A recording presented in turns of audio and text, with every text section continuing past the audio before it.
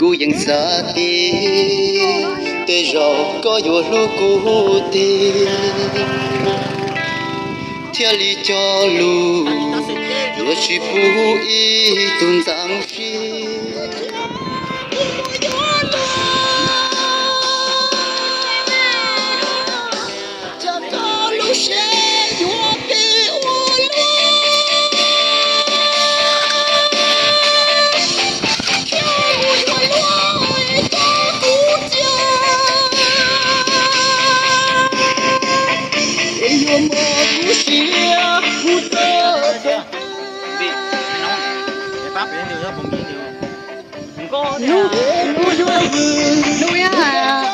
Chị của mình mua đấy rồi mua con Lucia mà go em mà mua chúa luôn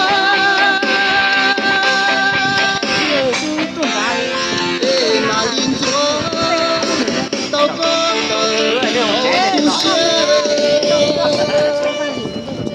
này phân liền nhá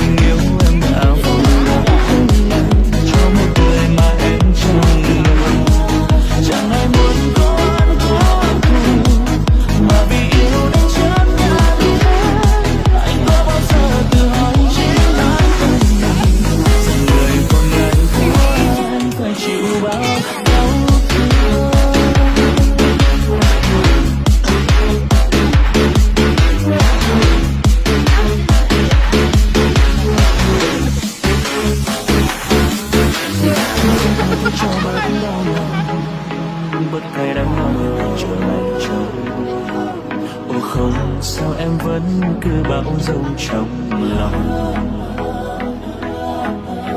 có đau hết nước mắt dặn lòng cho qua mà cứ nghĩ đến lại càng xót xa. Cả ngàn lần nào cũng không đau như lần này.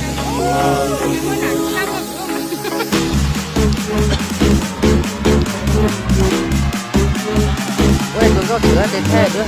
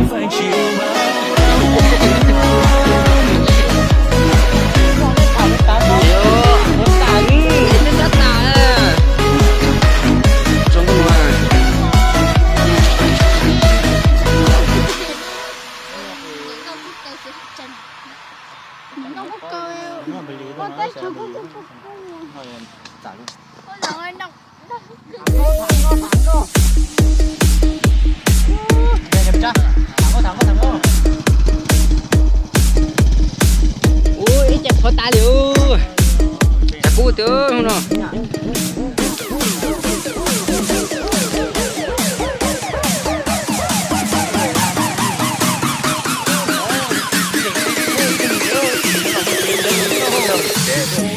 Ôi, ba gì con đồ trong người cũng muốn đánh trái à?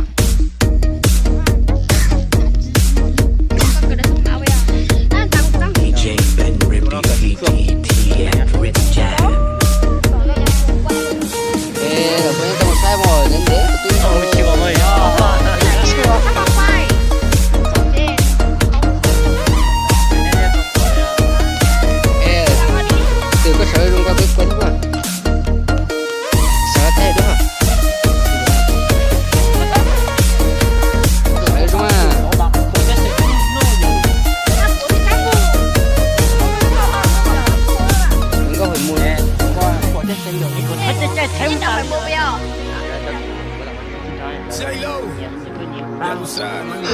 bây giờ nó nhìn nhớ nhẹ xả đi xả một tay xả